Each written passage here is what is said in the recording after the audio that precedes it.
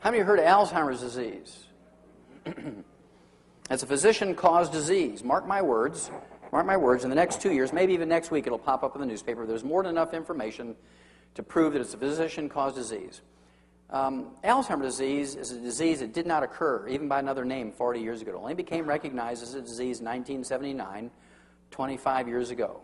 Today, it's the number 4 killer of adults over the age of 65, behind, well, I have to throw in doctors now.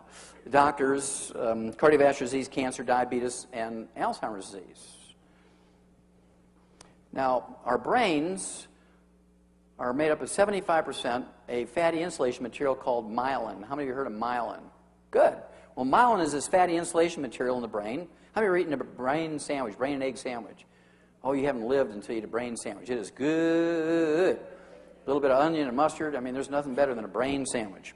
It's real cheap now because everybody's afraid of, mad cow disease, so I buy more brains and I eat it. But at any rate, this myelin makes up 75% of our brain weight. It's so important to the animal and human brain. Myelin is 75% of our brain weight. And myelin is 100% cholesterol. You can only make 10% of your daily need. The other 90% must come from your food. And if you're very, very good at listening to your doctor's instructions, does that sound familiar? September 2000, Scientific American.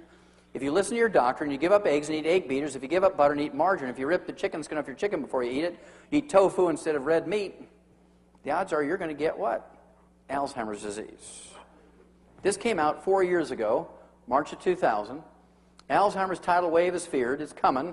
They said within the next 25 years, 14 million Americans are going to die of Alzheimer's disease.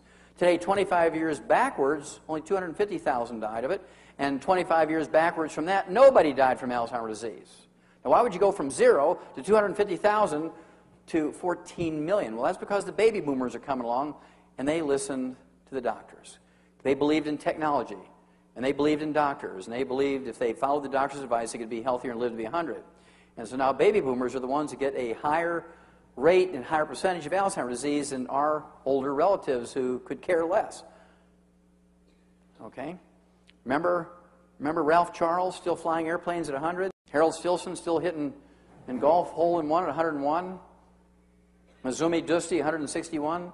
Still babysitting and singing lullabies and maybe cooking and sewing?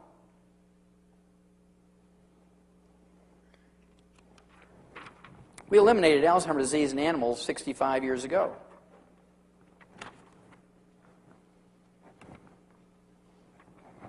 This is a human study that came out in July of 1992. Vitamin E can ease memory loss in Alzheimer's patients. This was a study by the University of California, San Diego Medical School and the Salk Institute, infamous for the Salk polio vaccine. They said that vitamin E could bring back a certain amount of memory and make people functional again. Well, nobody could believe that was true, so they redid the study, and 5 years later they came out with this. Vitamin E might slow Alzheimer's disease. High doses of common vitamin E can slow the devastating decline for some Alzheimer's patients, significantly delaying the need for nursing home care. Again, the University of California, San Diego, University Medical School. Now, if you can delay the need for nursing home care for a spouse or a child or a parent, grandparent, aunt, uncle who has Alzheimer's disease by 5 years, would that be emotionally and financially beneficial to a family? Of course it would. Why don't doctors tell you this? Well, because they own the stock of the nursing home in your town that takes care of Alzheimer's patients. They don't want this to get out.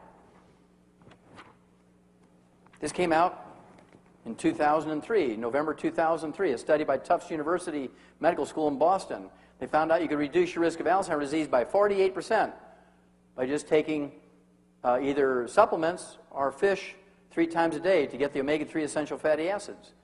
This has been repeated over and over and over.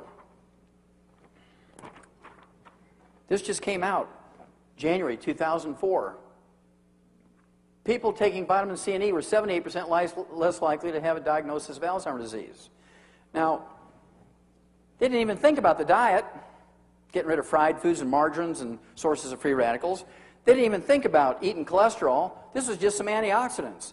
And so we know from animal studies and these sort of early studies in human beings that if you eat enough cholesterol, not fried, not cooked in margarine, but poached and soft-boiled and hard-boiled and soft scrambled in butter and meat medium rare and so forth, which we'll talk about in a minute, and take in antioxidants, the odds of you getting Alzheimer's disease are reduced almost 0.